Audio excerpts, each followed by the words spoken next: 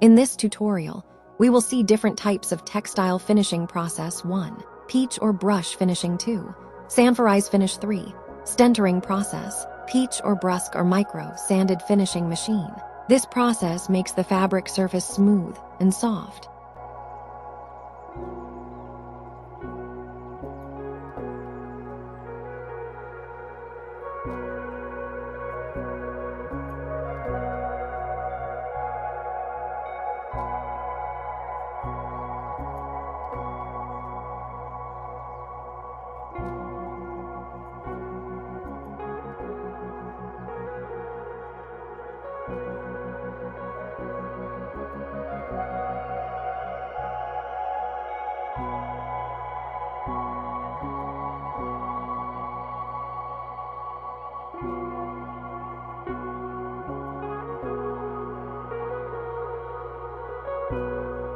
Sanforizing machine. This finishing process gives the fabric anti-shrinkage properties.